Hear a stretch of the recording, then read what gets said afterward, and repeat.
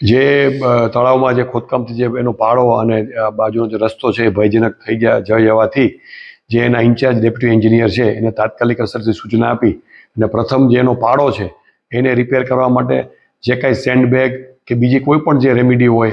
એ technically જોઈ કરવાની અને રસ્તો છે એને મજબૂત કરવાની સૂચના આપી છે. અમારા એસડીએમને અમે સૂચના આપી છે કે આનું સુપરવિઝન કરવું અને આ કામગીરી ખૂબ સારી રીતે થાય અને ભવિષ્યમાં હજી તો પહેલો વરસાદ છે, હજી 2 મહિના વરસાદ રહેવાનો છે, તો આ તળાવને કે પાળાને કે એનાથી કોઈ ગામને નુકસાન ના થાય એની પૂરતી તકેદારી રાખવાની સૂચના આવી છે. યુદ્ધના ધોરણે આ કામગીરી પૂરી કરી અને એનો અહેવાલ પણ લેવામાં આવશે. ત્યારબાદ જે કાંઈ પણ આમાં જે ક્ષતિઓ જે કાંઈ થઈ છે કે ભાઈ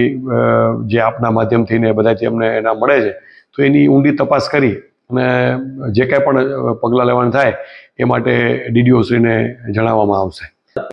એ જ મેં જિલ્લા કક્ષાએ રૂબરૂ બોલાવીને એ જ સૂચના આપી હતી કે એક તો આ રિપેરિંગ કરાવો ને બીજું આ બાબતને ઊંડા ઉતરીને જે કાંઈ પણ એને ફાઇલ કે રેકર્ડ જે ઓફિસમાં હોય એનો અભ્યાસ કરી અને મંજૂરી આપી છે, વિભાગની મંજૂરી આપી છે, કઈ રીતે આપી છે, કયા ધારાધોરણ હેઠળ આપી છે એની તપાસ કરી અને જે કાંઈ પણ જો કોઈ એમાં કસરો છે તો 100% પગલાં લેવામાં આવશે.